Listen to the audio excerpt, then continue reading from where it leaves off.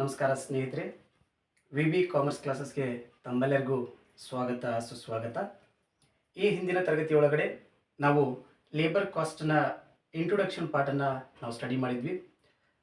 In the previous class we are studied about the labour cost meaning, types of labour cost and labour turn over rate ಬಗ್ಗೆ ನಾವು study ಮಾಡಿದ್ವಿ. In that labour turn over ರೇಷಿಯೋನ calculation ಮಾಡಬೇಕಾದ್ರೆ ನಮ್ಗೆ 3 method ಇದ್ದಾವೆ. ಅದರೊಳಗಡೆ first one ಯಾವುದು ಅಂತಂದರೆ ಸಪ್ರೇಷನ್ ಮೆಥಡ್, ಸೆಕೆಂಡ್ ಒನ್ ಯಾವುದು ಅಂತಂದರೆ ರೀಪ್ಲೇಸ್ಮೆಂಟ್ ಮೆಥಡ್, ಥರ್ಡ್ ಒನ್ ಯಾವುದು ಅಂತಂದರೆ ಫ್ಲಕ್ಸ್ ಮೆಥಡ್ ಅಂತೇಳಿ. ಈ 3 ಮೆಥಡ್ ಮೇಲೆ ಲೇಬರ್ ಟರ್ನ್ ಓವರ್ ರೇಷಿಯೋನ ನಾವು ಕ್ಯಾಲ್ಕುಲೇಷನ್ ಮಾಡ್ತೀವಿ. ಸೊ ಹಾಗಾದರೆ ಆ ಒಂದು 3 ಮೆಥಡ್ ಒಳಗಡೆ ನಾವು ಕ್ಯಾಲ್ಕುಲೇಷನ್ ಮಾಡುವಾಗ ಫಸ್ಟಿಗೆ ನಾವು ಮೆಥಡ್ 1 ಅಂತ ನೋಡಿದಾಗ ಸೆಪರೇಷನ್ ಮೆಥಡ್ ಅಂತ ನೋಡ್ತೀವಿ. ಸೆಪರೇಷನ್ ಮೆಥಡ್, ಈ ಸಪ್ರೇಷನ್ ಮೆಥಡ್ ಒಳಗಡೆ ಲೇಬರ್ ಟರ್ನ್ ಓವರ್ ರೇಷಿಯೋನ ಕ್ಯಾಲ್ಕುಲೇಷನ್ ಮಾಡಬೇಕಾದ್ರೆ number of workers left during a period divided by number of workers and average. ಅಂದರೆ ಎವರೇಜ್ ನಂಬರ್ ಆಫ್ ವರ್ಕರ್ಸನ್ನು ನಾವು ಕನ್ಸಿಡರ್ ಮಾಡಿಕೊಂಡು ಇಂಟು 100 ಮಾಡಿದರೆ ನಮಗಿಲ್ಲಿ ಸಪ್ರೇಷನ್ ಮೆಥಡ್ ಮೇಲೆ ಲೇಬರ್ ಟರ್ನ್ ಓವರ್ ರೇಷಿಯೋನ ನಾವು ಕ್ಯಾಲ್ಕುಲೇಷನ್ ಮಾಡ್ದಂಗೆ ಆಗುತ್ತೆ. ಇನ್ನು ಸೆಕೆಂಡ್ ಮೆಥಡ್ ಅದ ರೀಪ್ಲೇಸ್ಮೆಂಟ್ ಮೆಥಡ್.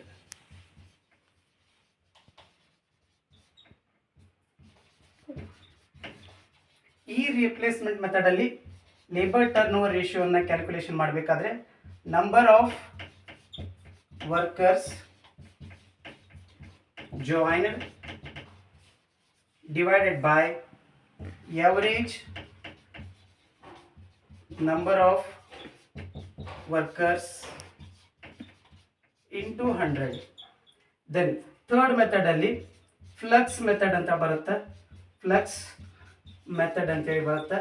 ಈ ಫ್ಲಕ್ಸ್ ಮೆಥಡ್ ಅಲ್ಲಿ ಲೇಬರ್ ಟರ್ನ್ ಓವರ್ ರೇಷಿಯೋನ ಕ್ಯಾಲ್ಕುಲೇಷನ್ ಮಾಡಲಿಕ್ಕೆ ನಾವು ಎರಡು ಮೆಥಡ್ ಅನ್ನು ಕಂಬೈನ್ ಮಾಡ್ತೀವಿ. That is number of workers left plus number of workers joined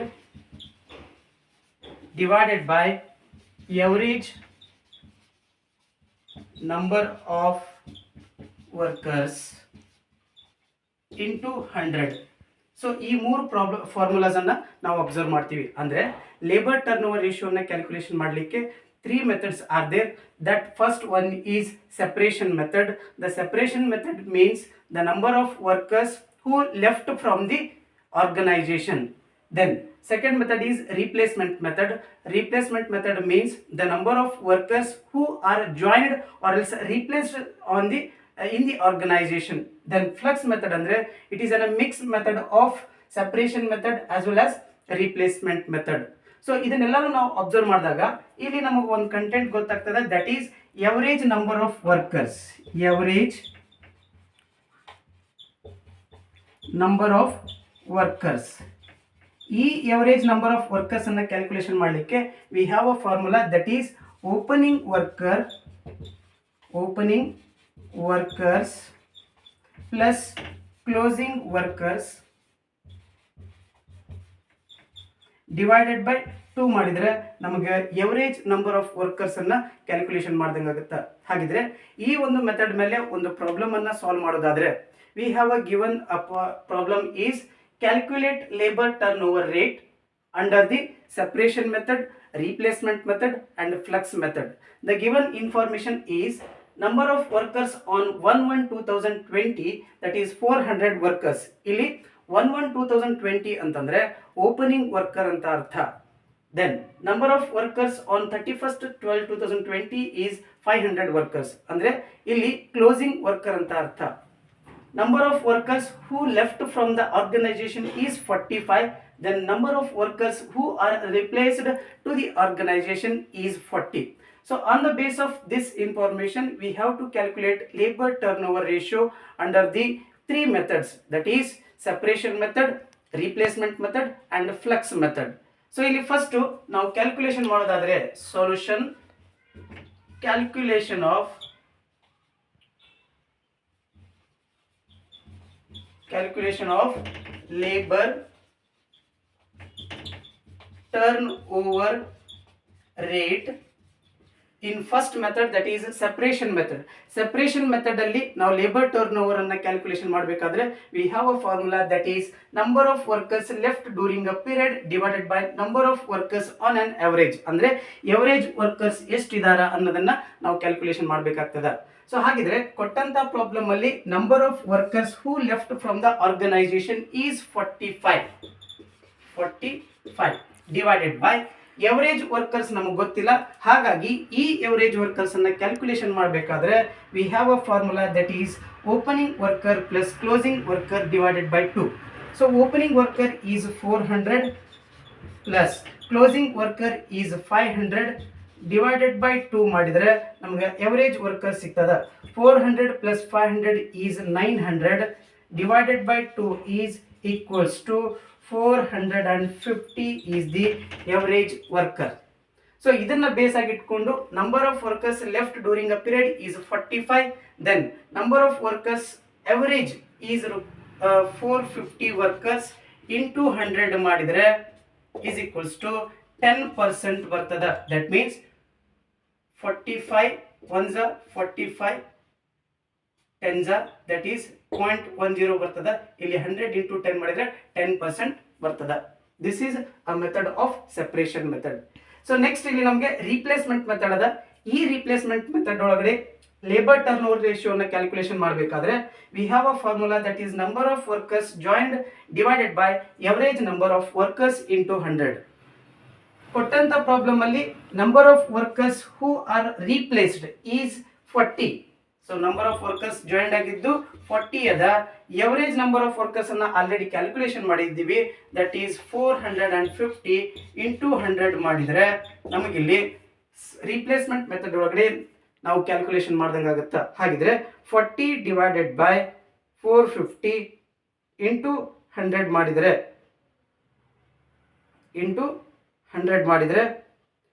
so 40 divided by 450 into 100 ಮಾಡಿದರೆ ನಮಗೆ 8.88% ಸಿಗ್ತದ. ಇದು ಸೆಕೆಂಡ್ ಮೆಥಡ್ ಒಳಗಡೆ calculation of labour turn over ratio.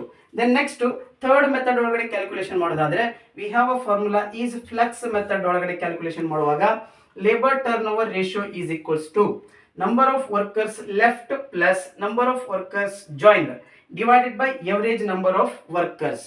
So ಇಲ್ಲಿ ಕೊಟ್ಟಂತ ಪ್ರಾಬ್ಲಮ್ ಅಲ್ಲಿ number of workers left is 45 plus number of workers joined is 40. Average number of workers is calculated, that is 450 into 100 is equals to 45 plus 40 is 85 divided by 450 into 100. So ಇಲ್ಲಿ 45 plus 40 ಮಾಡಿದರೆ 85 ಬರ್ತದೆ. 85 divided by 450 ಮಾಡಿ into 100 ಮಾಡಿದರೆ 18.88% ಸಿಗ್ತದ. So this is how we have to calculate the labor turnover ratio under separation method, replacement method and flex method. This is important for 2 marks. ನಿಮ್ಮ annual exam ಒಳಗಡೆ 2 ಮಾರ್ಕ್ಸ್ಗೆ ಈ ಒಂದು ಪ್ರಶ್ನೆಯನ್ನು ಕೇಳ್ತಾರ. ಆ ಪ್ರಶ್ನೆಯನ್ನ ನೀವು ಸಾಲ್ವ್ ಮಾಡಬೇಕಾದ್ರೆ ಈ ಮೆಥಡ್ ಇರ್ತದೆ. ಈ ಮೆಥಡ್ ಒಳಗಡೆ ನೀವು ಯಾವುದಾದ್ರೂ ಒಂದು ಮೆಥಡನ್ನು ಕ್ಯಾಲ್ಕುಲೇಷನ್ ಮಾಡ್ಲಿಕ್ಕೆ ಹೇಳ್ತಾರ. ಸಪೋಸ್ 3 ಮೆಥಡನ್ನು ಕ್ಯಾಲ್ಕುಲೇಷನ್ ಮಾಡ್ಲಿಕ್ಕೆ ಹೇಳಿದರೆ ನಾವು 3 ಮೆಥಡನ್ನು ಕ್ಯಾಲ್ಕುಲೇಷನ್ ಮಾಡಬೇಕು. That is for 5 marks. So important content under the second content of the video. So ಈವರೆಗೂ ನಾವು ಲೇಬರ್ ಟರ್ನ್ ಓವರ್ ರೇಷಿಯೋನ ಕ್ಯಾಲ್ಕುಲೇಷನ್ ಮಾಡಲಿಕ್ಕೆ 3 ಮೆಥಡ್ಸ್ ಇದಾವು. That is separation method, replacement method, flux method ಅಂತೇಳಿ ಈ 3 ಮೆಥಡನ್ನು ಕ್ಯಾಲ್ಕುಲೇಷನ್ ಮಾಡಬೇಕಾದ್ರೆ we have to follow the formulas. ಈ ಫಾರ್ಮುಲಾ ವೈಸು ನಾವು ಕ್ಯಾಲ್ಕುಲೇಷನ್ ಮಾಡ್ತಾ ಹೋಗ್ತೀವಿ. ಸೊ ಈವರೆಗೂ ನಾವು ಲೇಬರ್ ಟರ್ನ್ ಓವರ್ ರೇಷಿಯೋನ ಕ್ಯಾಲ್ಕುಲೇಷನ್ ಮಾಡೋದು ಹೆಂಗಂತ ನಾವು ಈ ವಿಡಿಯೋದೊಳಗಡೆ ನೋಡಿದ್ವಿ. ತಾವೆಲ್ಲರೂ ಕೂಡ ಈ ಒಂದು ವಿಡಿಯೋದ ಹೆಲ್ಪನ್ನು ತೊಗೊಂಡು ನಮ್ಮ ಒಂದು V B commerce classes YouTube ಚಾನಲನ್ನು ಸಬ್ಸ್ಕ್ರೈಬ್ ಮಾಡೋದ್ರ ಮೂಲಕ ಸಪೋರ್ಟ್ ಮಾಡಬೇಕಂತೇಳಿ ಈ ಮೂಲಕ ವಿನಂತಿಸ್ಕೊಳ್ತಾ ಇದ್ದೇನೆ. ಧನ್ಯವಾದಗಳು.